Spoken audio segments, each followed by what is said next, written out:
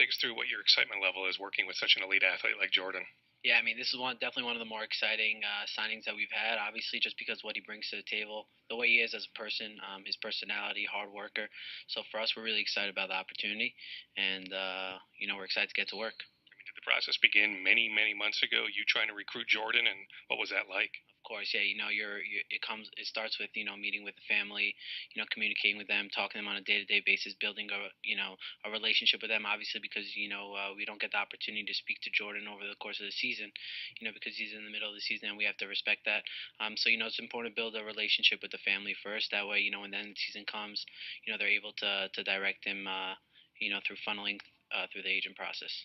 What attracted you to Jordan? I mean, clearly, as you're doing your research and figuring out, okay, this athlete is a guy I want to recruit, this athlete isn't a guy I want to recruit, what attracted you to Jordan?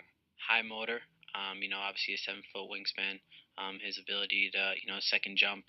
On the glass, getting rebounds. I think that really separates him from a lot of other players. Entering the draft. Where will you have him the next handful of weeks? So he goes to Portsmouth.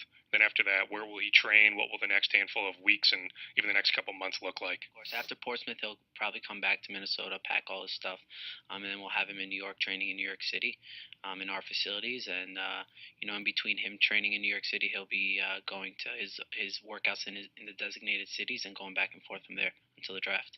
Is it just crazy how much things just happen so fast? I mean, it seems like it was just, to use the cliche, I mean, just about yesterday that he's helping beat Louisville in the first round of the tournament. Yeah, everything really moves really quickly. I think it's moving for him kind of quickly as well. For us, we understand the process. We've been through the process, over the last couple of years. But for him to, now start hearing that he's going to this workout in this city, going to that workout in that city, is exciting for him. Something that, you don't really get an opportunity to move on from college, and you're already talking about all these workouts and start living out your dreams. So, it's really exciting for him. I mean, because you've been through it so many times with all your clients, I mean, what sort of sounding board can you be? Because Jordan's going to have a lot of questions for you about that process. Of course, you just tell them, hey, listen, like, let's go day by day. Let's focus on this task and that task. Let's not, start jumping ahead, looking forward too quickly. Let's focus on each task as its own, and move on from there. Is he excited to go to the Big Apple and live the life in New York City? Yeah, we were talking about yesterday. He's super excited about it. Just for him, he's really a homebody, but for him to be able to go out, walk around, see the city and things is something that he's really excited about more than anything. Do you feel like he's flying under the radar a little bit right now? Yeah, 100%. I think though that he is appreciated and everyone knows who he is. He's getting a lot of NBA interest. A lot of teams are really interested.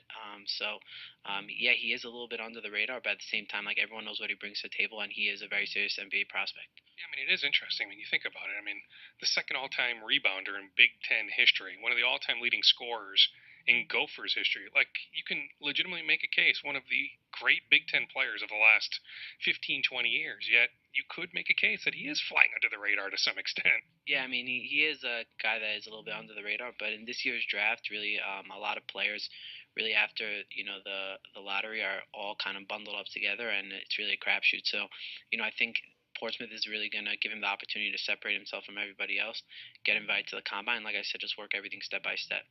Speaking of crapshoot, I mean, is it tough to get in with these teams? Like when you're calling your contacts with the Lakers and the Hornets and the Pelicans, go up and down the list of teams. Is it hard trying to get him into these workouts? No, we actually haven't had much of an issue with that. He's going to be in Portsmouth, and he'll probably have like 20 plus interviews.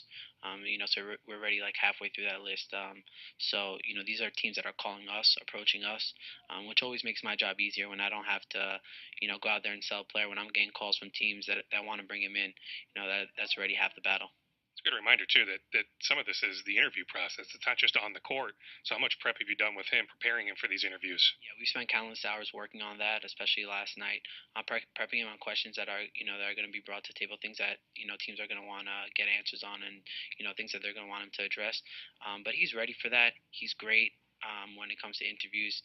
He seizes the moment. He's calm. He's relaxed.